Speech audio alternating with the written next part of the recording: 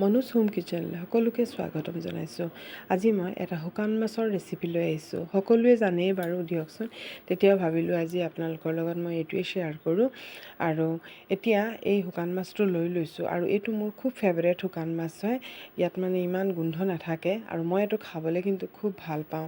আৰু ভালকৈ মই বাকলিখিনি গুচাই ল'লোঁ আৰু গুচাই পেলাই এতিয়া মই এই ধৰণে মাথাটো অলপ কাটি লৈছোঁ আৰু লৈ পেলাই বাকলিটো ভালকৈ গুচাই ল'ব লাগে, নহ'লে বাকলিটো থাকিলে পিছত মুখত লাগে, ভাল নালাগে। এতিয়া সেইকাৰণে এটা বাকলিখিনি ভালকৈ মই গুচাই ল'লোঁ। এতিয়া গুচোৱাৰ পিছত এটা পিচকৈ মই কাটি ল'ম। আপোনালোকে শুকান মাছ ভাল পায়নে? মইতো বহুত ভাল পাওঁ খাবলৈ, কিন্তু চব শুকান মাছ নহয়, মোৰ এইটোৱেই প্ৰিয় হয় শুকান মাছ। আৰু এতিয়া মই গোটেইখিনি ভালকৈ কাটি ল'লোঁ। কুহুমীয়া গৰম পানী লৈছোঁ, লৈ পেলাই এইখিনি মই ইয়াত ভালকৈ ধুই ল'ম। পূৰা বেছি গৰম পানী লোৱা নাই, নহ'লে এইখিনি ভাঙি যায় মাছখিনি। আৰু এতিয়া মই কেৰাহীখনত অলপ মিঠাতেল দি লৈছোঁ আৰু মিঠাতেলখিনি যেতিয়া বেছি পূৰা গৰম হৈ যাব, তেতিয়া মই শুকান মাছখিনি তেলত মই দি দিম। এই ধৰণে শুকান মাছটো মানে আগতে ফ্ৰাই কৰি দিলে পিছত মানে টেষ্টটো কিন্তু খুব ভাল আহে। সেইকাৰণে মই শুকান মাছ বনাওঁতে প্ৰথমতে তেলত ভালকৈ ফ্ৰাই কৰি লওঁ। আৰু ফ্ৰাই কৰোঁতে সদায় মানে ফ্লেমটো অলপ হাই কৰিয়ে ফ্ৰাই কৰিব, মানে কমাই পেলাই ফ্ৰাই কৰিলে কি হয় ভাঙি যায়গৈ। সেইকাৰণে ফ্লেমটো খুব হাই কৰি পেলাই আৰু খুব লগে লগে ভালকৈ চাৰিওফালে ভালকৈ লুটিয়াই মেলি ভালকৈ ভাজি ল'ব লাগে। আৰু এতিয়া ভাজি হৈ গ'ল, এইখিনি মই নমাই দিলোঁ। আৰু এতিয়া মই ইয়াত শুকান জলকীয়া কেইটামান দিম, কাৰণ শুকান মাছ অলপ জ্বলা হ'লে খাবলৈ ভাল লাগে। শুকান জলকীয়া কেইটামান দিছোঁ, দি পেলাই আৰু এতিয়া যিখিনি মাছ ভাজি থৈছিলোঁ দেখিছে নহয়, পূৰা এই কালাৰ অহালৈকে মাছখিনি ভাজিলোঁ। আৰু শুকান জলকীয়াখিনি যেতিয়া ভজা হৈ গ'ল, তেতিয়া ইয়াত অলপ ডাঙৰকৈ দুটা পিঁয়াজ মই দিছোঁ, সৰু সৰুকৈ কাটি পেলাই।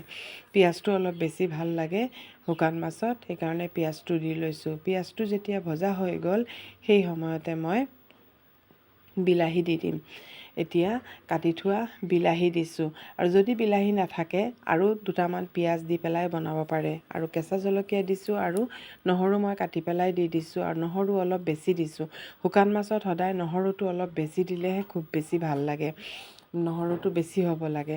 আৰু এতিয়া গোটেইখিনি ভালকৈ লৰাই মেলি অলপ নিমখ দিছোঁ, কাৰণ যিটো শুকান মাছ আছে এইটো অলপ নিমখীয়া হয়, তাত মানে অলপ নিমখ থাকে, সেইকাৰণে অলপ নিমখ দিছোঁ। আৰু হালধিৰ গুড়ি আৰু অলপ জলকীয়াৰ গুড়ি দিছোঁ। আৰু মই একো মছলা ইয়াত ব্যৱহাৰ কৰা নাই, কিন্তু তেতিয়াও তাৰ টেষ্টটো কিন্তু খুব মানে ধুনীয়া হয়, বহুতে ভাল লাগে খাবলৈ। একো মছলা ইয়াত ব্যৱহাৰ কৰিব একো প্ৰয়োজনে নাথাকে।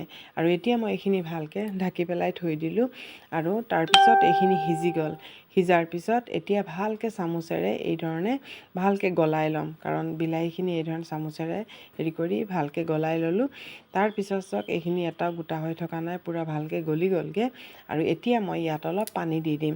ইয়াত অলপ পানী দিছোঁ, কাৰণ শুকান মাছখিনিতো মই অকল হাই ফ্লেমত ফ্ৰাইহে কৰিছোঁ, এইখিনি ভালকৈ সিজা নাই। সেইকাৰণে পানী দি পেলাই এতিয়া মই ফ্লেমটো অলপ মিডিয়াম কৰি পেলাই ঢাকি পেলাই থৈ দিম। তেতিয়া মাছখিনিও সিজি যাব, পানীখিনিও শুকাই যাব। আৰু যদি মোৰ ভিডিঅ'বোৰ ভাল লাগে, প্লিজ এটা লাইক কৰি দিব। আৰু যদি যদি কোনোবা নতুন হয়, তেতিয়াহ'লে প্লিজ ছাবস্ক্ৰাইব কৰি দিব।